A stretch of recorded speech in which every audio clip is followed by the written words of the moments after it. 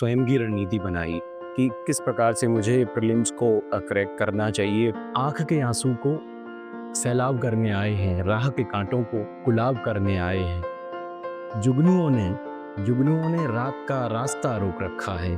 जुगनू मतलब वही है, प्रेरणात्मा की एक चिंगारी है। जुगनुओं ने रात का रास्ता रोक रखा है, वे अपने हिस्से का इंकलाब करने आए हैं। बहुत बढ़िया, बहुत सुंदर, बहुत सुंदर। हर व्यक्ति के अंदर एक लॉ होती है जो जलती है, वो हमें विपरीत समय में प्रेरित करती है कि नहीं यार, हमें टिकना है, हमें रहना है और हमें अपने आप पे भरोसा है। जिंदगी दी है तो जीने का हुनर भी देना, पाँव बख्शे हैं तो तौफी के सफ़र भी देना, पाँव बख्शे हैं तो तौफी के सफ़र भी देना। गुफ्तगू तूने सिखाई कि मैं गूंगा था, मैं अब बोलूँगा तो मेरी बातों में असर भी देना। बहुत बढ़िया और बहुत सुंदर।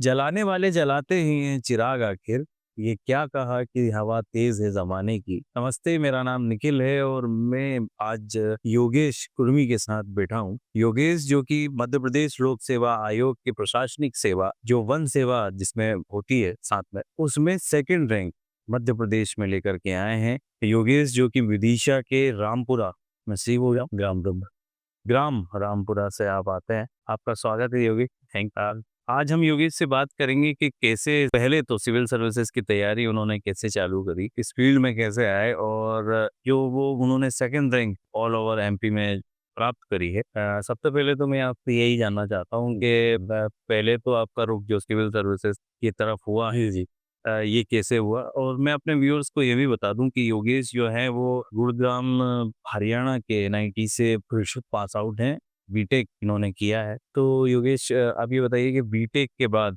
आप जब सिविल सर्विसेज में आए तो ये कैसे हुआ?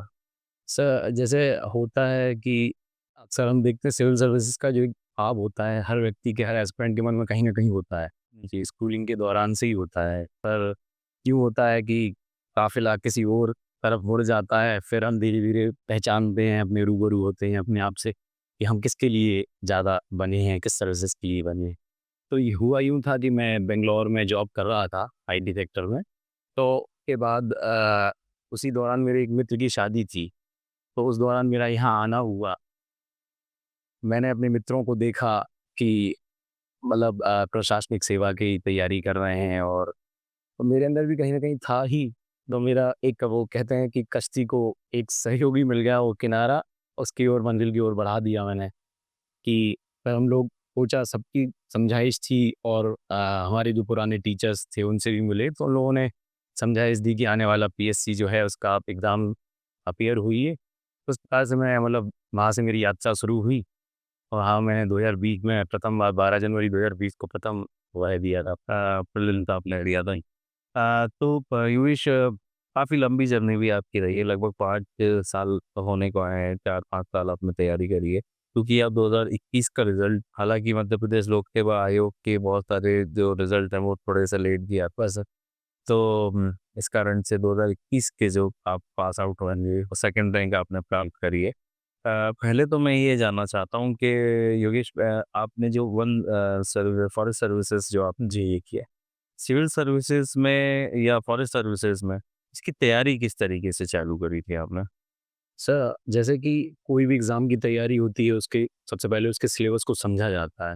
उसके सिलेबस को मैंने बारीकी से समझा। जैसे कि होते ही सिलेबस की डिट्टो लाइन को हमें एक-एक लाइन को बारीकी से उसको देखना होता है कि किस, उसको डेप्थ में पढ़ने के लिए हमें सोर्सेज़ की ज़रूरत होती है। तो जो एक रेफ़रेंसेस मार्केट में होते हैं हर सब्जेक्ट के, जैसे पॉलिटी में है, हिस्ट्री में है, ज्योग्राफ़ी में जो चले आ रहे सोर्सेज़ हैं वो लिए। और साथ ही सर मैंने जो इसके जो प्रीवियस ईयर क्वेश्चंस होते हैं, पीवाईक्यूज़ होते हैं, उनके अनुसार अपनी स्वयं की रणनीति बनाई कि किस प्रकार से मुझे प्रीलिम्स को क्रैक करना चाहिए, किस प्रकार का एमपीपीएससी का ट्रेंड जो जा रहा है एमपीपीएससी का, उस प्रकार से मैंने अपनी रणनीति बनाई सिलेबस के अकॉर्डिंग। तो मैंने देखा कि जैसे क्वेश्चंस फैक्चुअल ज़्यादा होते हैं और फैक्चुअल में भी कभी-कभी डेप्थ आती है, तो उनके सोर्सेज़ मैंने पता करने की कोशिश करी, कहाँ से ज़्यादा आते हैं। तो एमपी के लिए जो रेफरेंस बुक्स होती हैं, जैसे हम देखते हैं और भी बुक हैं, जी। तो पब्लिकेशंस की डिफरेंट डिफरेंट, तो वो रेफ़र की मैंने। और हिस्ट्री के लिए मैंने जो मृणाल पटेल यूपीएससी के टीचर हैं, उनके कुछ लेक्चर्स हैं, तो उनके द्वारा लेक्चर्स देखे। इस प्रकार से ऐसे जो विभिन्न रिसोर्सेज थे मैंने वो जारी किए, और साथ ही क्वेश्चंस को ध्यान में रख के, सिलेबस को ध्यान में रख के एक स्वयं की रणनीति बनाई इसका। अच्छा जी। स्वयं की रणनीति। तो मेनली इस एग्ज़ाम में जैसा कि बहुत सारे लोग अलग-अलग कोचिंग संस्थानों से पढ़ते हैं इसे, लेकिन वो लगातार पढ़ते जाते हैं और स्वयं की रणनीति इसमें कारगर होती है। ये आप बता रहे हैं कि अगर स्वयं की रणनीति बनाई जाए तो उसमें सफलता जल्दी मिलती है। मैं आपसे ये जानना चाहता हूँ कि जैसे फॉरेस्ट सर्विसेज है, फॉरेस्ट सर्विसेज का विकल्प जो होता है, बहुत लोग उसको छोड़ देते हैं। खास करके जो क्योंकि सिविल सर्विसेज की तैयारी करते हैं और फॉरेस्ट सर्विसेज उसमें जो विकल्प के तौर पे होता है और उसको बहुत लोग छोड़ दिए। इन दोनों में आप मतलब इसमें आप क्या कहेंगे कि विकल्प के तौर पे उसको रखना चाहिए कि नहीं रखना चाहिए? आप जी सर, आपके माध्यम से एक बात बताना चाहता हूँ। जैसे टेक्निकल डिग्रीज़ जिनके पास होती हैं, तो यूँ होता है कि सर उनको भी पता नहीं होता है फॉरेस्ट सर्विसेज़ के बारे में, कि फॉरेस्ट सर्विसेज़ का विकल्प भी अलग ऑप्ट करना चाहिए हमें। ये बहुत अच्छा विकल्प है, और साथ-साथ जैसे कि इसकी जो पर्यावरण और पर्यावरण वन्यजीवों के साथ हमें उनके लिए काम करने, प्रोटेक्शन, कंज़र्वेशन के लिए काम करने का मौका मिलता है, फील्ड पर काम करने का मौका मिलता है। जैसे ये तो ये बहुत ही अच्छा विकल्प है मैं कहूँ। बिल्कुल। अच्छा एक चीज़ है योगेश ये चीज़ बताइए कि जर्नी होती है जी सर। ये बहुत बड़ी जर्नी होती है कि अब जब सिविल सर्विसेज में की तैयारी आप करते हैं, लगभग अब जैसे कि आपको 4 साल से 5 साल होने को आए हैं। इसमें बहुत सारे सैक्रिफाइसेज़ बिल्कुल राहुल। तो आपके लाइफ में क्या सैक्रिफाइसेज़ आपने किए हैं? सर, सैक्रिफाइसेस तो सबकी लाइफ में होते हैं, सबके पर्सनल अलग-अलग स्तर पर होते हैं। पर मैं एक चीज़ कहना चाहूँगा कि कितनी भी मुश्किलें आती हैं जैसे, तो वो मुश्किलें हमको जैसे हमारा रास्ता बदलने के लिए कुछ ना कुछ प्रेरित मोटिवेट करती हैं कि यार अब नहीं हो रहा है तो अब बदल दीजिए। जैसे लास्ट इंटरव्यू मेरे साथ हुआ था, इंटरव्यू से मतलब मेरा मेरिट लिस्ट में नाम नहीं आ पाया था, इंटरव्यू से गया था। तो ऐसे समय पे हम देखते हैं कि कुछ ना कुछ एक हमारे अंदर चिंगारी होती है, हर व्यक्ति के अंदर एक लौ होती है जो जलती है, वो हमें विपरीत समय में प्रेरित करती है कि नहीं यार, हमें टिकना है, हमें रहना है, और हमें अपने आप पे भरोसा है, और हमें अपने माँ-बाप पे उनके विश्वास पे भरोसा है कि यार उन्होंने किया है, तो हमें कुछ कर गुज़रना है। तो वही है सर कि उस पे मैंने कुछ पंक्तियाँ लिखी थी उस समय, अगर बिल्कुल, बिल्कुल, बिल्कुल। तो मैंने लिखा था कि आँख के आँसू को सैलाब करने आए हैं। ये होता है कि जैसे नम होती हैं हमारी आँखें जब हमारे रिज़ल्ट्स फ़ेवर में नहीं होते, समय हमारे फ़ेवर में नहीं होता, तो एक चिंगारी हमारी मदद करती है। तो मैं कहा कि आँख के आँसू को सैलाब करने आए हैं, राह के काँटों को गुलाब करने आए हैं। जुगनुओं ने जुगनुओं ने रात का रास्ता रोक रखा है। जुगनू मतलब वही है, प्रेरणात्मक की एक चिंगारी है। जुगनुओं ने रात का रास्ता रोक रखा है, वे अपने हिस्से का इंकलाब करने आए हैं। बहुत बढ़िया, बहुत सुंदर, बहुत सुंदर। अच्छा योगेश आप जो जब आप ज़िक्र कर रहे हैं कि जब आपने इंटरव्यू दिया जी, और जब पूरी एग्ज़ाम आपने करेक्ट करी और फाइनल लिस्ट में जब आपका नाम नहीं आया, मंज़िल को छू कर के आने की ये स्थिति है कि आपके हाथ में मंज़िल है और वो टूट गई और आप वापस आ गए। वो फ़ेज़ कैसे आपने हैंडल किया? उस फ़ेज़ में क्योंकि बहुत सारे लोग, बहुत सारे व्यूअर्स जो होते हैं, जी। वो लोग उनकी लाइफ़ में भी ये पार्ट होता है कि मंज़िल को छू करके वो वापस आ जाते हैं लेकिन वो सफल नहीं हो पाते। क्या आपकी उनके लिए सलाह होगी और आपने किस तरीके से मैनेज किया उस समय को? Exactly sir. सर ये जो फ़ेज़ होता है ना कि हम बहुत आगे तक अपना कारवां है वो बढ़ गया है। पर ये होता है ना कुछ एक कमी रह जाती है, एक पायदान रह जाता है, एक सीढ़ी रह जाती है, हम वहाँ से वापस मैं मानता हूँ वो सबसे बड़ा जो टर्निंग पॉइंट होता है किसी भी एस्पिरेंट की लाइफ़ में, कि अगर वहाँ हमने हिम्मत रखी और साहस दिखाया, तो मैं मानता हूँ कि उसके वो सबसे इम्पोर्टेंट कड़ी होती है जिसमें आप मूव ऑन कर गए, तो आपके लिए मतलब सब कुछ पूरी नया दुनिया का दरवाज़ा खुला है। बस वो दरवाज़ा आपको खोलने की ज़रूरत है सर। मैं मानता हूँ कि उसके लिए अगर कोई भी मेरे साथी, अगर मैं देखता हूँ विभिन्न स्तर पे पीएससी के विभिन्न स्तर होते हैं, प्रीलिम्स होता है, मेंस होता है, इंटरव्यू, इतनी बड़ी परीक्षा है, पूरे साल भर, वर्ष भर चलती है। तो कोई ना कोई हमारे साथी किसी न किसी स्तर पर वापस मायूस होकर लौटते हैं।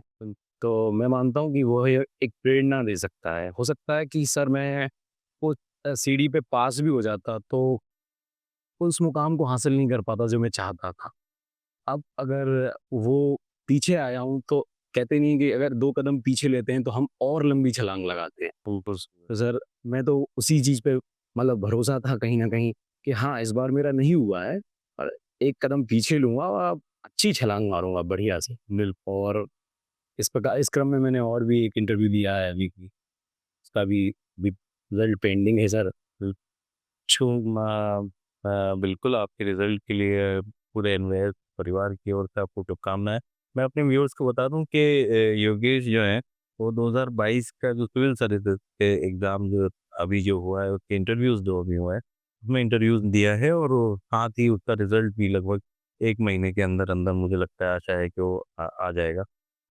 हम ये भी कामना करते हैं कि आप उसमें भी अच्छे मुकाम पर आपको पद मिले। योगेश आखिरी सवाल मैं आपसे मेरे आखिरी 2 सवाल बनेंगे। पहले तो आपकी जो हॉबीज़ होती है मेन चीज़ है, जब आप इंटरव्यू देने जाते हैं वो हॉबी आपकी क्या थी?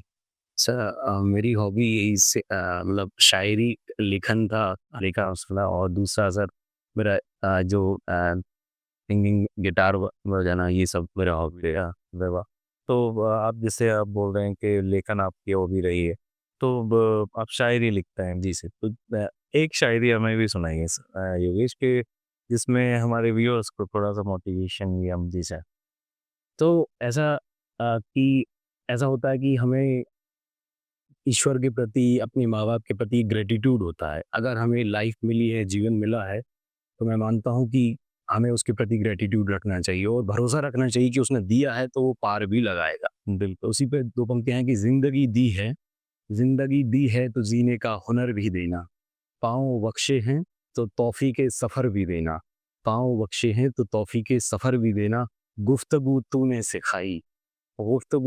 सिखाई कि मैं गूँगा था। मैं अब बोलूँगा तो मेरी बातों में असर भी देना। बहुत बढ़िया और बहुत सुंदर। योगेश आखिरी में जो हमारे व्यूअर्स हैं उनको सफलता का जो मंत्र आपने अपनी लाइफ में लागू किया है वो अगर आप मैसेज के तौर पर दें? मैं ये बताना चाहता हूँ कि जो पीएससी या कोई भी सिविल सर्विसेज़ की परीक्षाएँ होती हैं, एमपीपीएससी है जो, तो इनमें मुख्य तौर पर एक लंबी मैराथन होती है, हम सब जानते हैं, एक लंबी लड़ाई है, लंबी मैराथन है। तो इसमें हमारा एंड्योरेंस, हमारा अनुशासन और एक नियत होती है एक एस्पिरेंट की सच्ची नियत कि पढ़ाई करनी है यार, माँ-बाप का भरोसा नहीं तोड़ना है और अपना समय, अपना भरोसा नहीं तोड़ना है, कुछ करना है।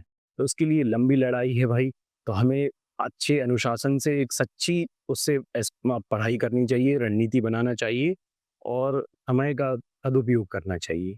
और सोर्सेज़ जो हो सकें, ज़्यादा सोर्सेज़ ना लेकर जो नियमित सोर्सेज़ हैं, जो हमारे चलते आ रहे हैं और जो यूजुअल सोर्सेज़ होते हैं रूटीन सोर्स उनको ही बार-बार पढ़ना चाहिए, उनका रिवीजन करना चाहिए और सबसे इम्पोर्टेंट मॉक टेस्ट देना चाहिए और सिलेबस कंटेस्ट होना चाहिए बिल्कुल। बिल्कुल, देखिए तो ये थे हमारे साथ योगेश कुर्मी जी जो अभी हाल ही में 2021 के रिज़ल्ट जो आए हैं तो दूसरी रैंक इन्होंने फॉरेस्ट सर्विसेज में प्राप्त करी है। आगे इन्होंने जो इंटरव्यू दिया है उसका भी इनका रिज़ल्ट अभी आना बाकी है और हम ये आशा करते हैं कि उसमें भी अच्छा पद योगेश को मिले। बाकी ये हमारी जो वार्ता रही वो आपको कैसी लगी तो वो ज़रूर हमें कमेंट बॉक्स में बताइएगा। साथ ही अगर ये वार्ता अच्छी लगती है तो प्लीज़ हमारे चैनल को सब्सक्राइब करिएगा। एनवायस इंडिया जो आपको लाल बटन नीचे दिख रही है उसको दबाना है। कैमरे के सामने निखिल, मेरे साथ योगेश थे और कैमरे के पीछे मेरे सहयोगी महेंद्र थे। बहुत शुक्रिया, बहुत धन्यवाद। आप बने रहिए एनवायस इंडिया के साथ। आपके लिए यूँ ही जो अच्छी-अच्छी चीज़ें हैं, वो लाता रहूँगा। बहुत-बहुत धन्यवाद।